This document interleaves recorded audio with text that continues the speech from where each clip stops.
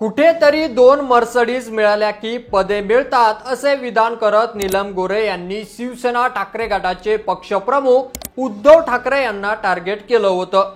यावरून बराच वाद निर्माण झाला। ठाकरेंच्या शिवसेनेकडून गोऱ्हे यांच्या विरोधात आंदोलने करण्यात येत असून टीकाही केली जात आहे।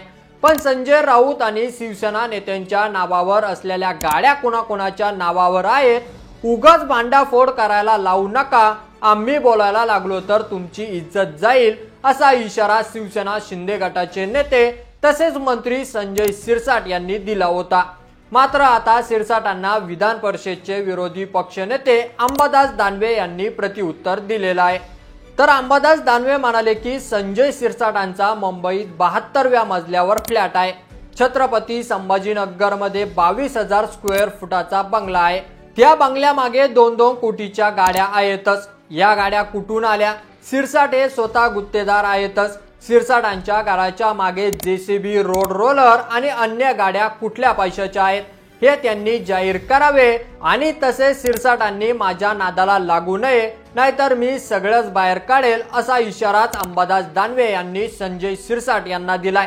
तसेच नीलम गोऱ्हेंना 4 वेळा आमदार केलं, 2 वेळा उपसभापती केलं आणि अन्य पदही दिली, त्यामुळे त्यांनी 12 मर्सिडीज दिल्या का असा सवालही त्यांनी यावेळी केलाय।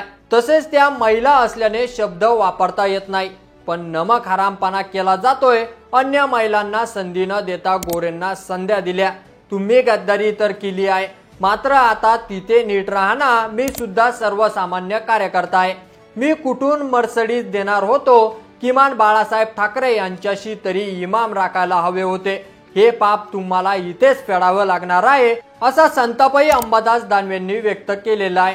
तसेच सुषमा अंधारे म्हणाल्या की नीलम गोऱ्हे यांनी नाक रगडून जरी उद्धव ठाकरेंची माफी जरी मागितली तरी आम्ही त्यांना सोडणार नाही असंही सुषमा अंधारे यांनी म्हटलेलं आहे। मात्र यावर आता नीलम गोऱ्हे मुख्यमंत्री देवेंद्र फडणवीस आणि उपमुख्यमंत्री एकनाथ शिंदे यांची भेट घेणार असल्याचं बोललं जात आहे। मात्र यावर आता काय निर्णय होतो हे बघावं लागणार आहे की यावर तुमचं मत आपल्या कमेंट बॉक्स मध्ये लिहायला अजिबात विसरू नका। आणि असेच नवीन व्हिडिओ पाहत राहण्यासाठी आपल्या मराठी एल्गार या YouTube चॅनलला सबस्क्राइब करा। धन्यवाद।